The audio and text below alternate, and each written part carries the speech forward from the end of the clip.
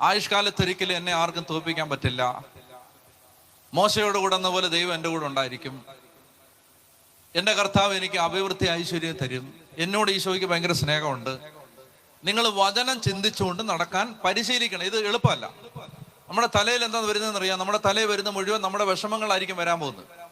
Practice ചെയ്യണം. സിസ്റ്റർമാർക്കൊക്കെ പറ്റും, ബാക്കിയുള്ളവർ പോട്ടെ. സിസ്റ്റേഴ്സിനൊക്കെ ഈസി ആയിട്ട് പറ്റും. എന്തെന്നറിയാമോ? എപ്പോഴും മനസ്സിലായോ? നമ്മൾ പഠിച്ചിട്ടുണ്ടെന്നാണ് ദൈവ സാന്നിധ്യ സ്മരണ. എപ്പോഴും, അതായത് രാവിലെ എഴുന്നേൽക്കുമ്പോൾ തന്നെ ഒരു 2-3 വചനം വായിക്കണം. എന്നിട്ട് ആ ദിവസം മുഴുവൻ ആ വചന ഹൃദയത്തിൽ കൊണ്ട് നടക്കണം. ആ വചനം ഇങ്ങനെ ഉരുവിട്ടുകൊണ്ട് നടക്കണം. ഇടയ്ക്കിടയ്ക്കിടയ്ക്ക് ആ വചനം ഓർക്കണം.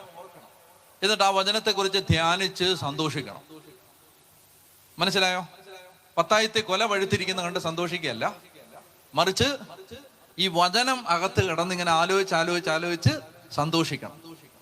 അപ്പൊ എന്താണെന്നറിയാമോ? നമ്മൾ അറിയാതെ തന്നെ നമ്മളിൽ ഒരു ഓറ രൂപപ്പെടും. നമ്മൾ അറിയാതെ തന്നെ നമ്മളിൽ ഒരു പ്ലസന്റ് ഫീലിംഗ് രൂപപ്പെടും. നമ്മളെ ആർക്ക് കണ്ടാലും ഞാൻ ചോദ്യം ചോദിക്കട്ടെ, നമ്മുടെ ചിന്തയാണോ നമ്മുടെ വികാരമാണോ ആളുകൾക്ക് പെട്ടെന്ന് മനസ്സിലാവുന്നത്? അതായത് നമ്മൾ എന്ത് ചിന്തിക്കുന്നു എന്നുള്ളതാണോ, അല്ല അതോ നമ്മുടെ വികാരം, ഇമോഷൻ ആണോ, തിങ്കിങ് ആണോ, തോട്ട്സ് ആണോ? ആളുകൾക്ക് പെട്ടെന്ന് ക്യാച്ച് ചെയ്യുന്ന ഏതാ? ഇമോഷൻസ് ആണ്, ചിന്തയല്ല. അതായത് നമ്മൾ എന്ത് ചിന്തിക്കുന്നു എന്നുള്ളതല്ല, നമ്മുടെ വികാരം എന്താണ്. ഇപ്പൊ നമ്മൾ നല്ല സന്തോഷത്തിലാണെങ്കിൽ നമ്മുടെ അടുത്ത് വരുന്നവർക്ക് എന്തുണ്ടാവും?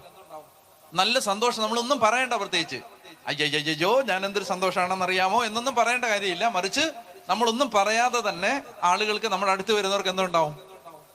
സന്തോഷം ഉണ്ടാവും. മനസ്സിലായില്ലേ? ഇപ്പൊ നിങ്ങൾക്ക് ഇവിടെ ഇരിക്കുമ്പോൾ നല്ല സന്തോഷമുണ്ട്. കാരണം എന്താണ്?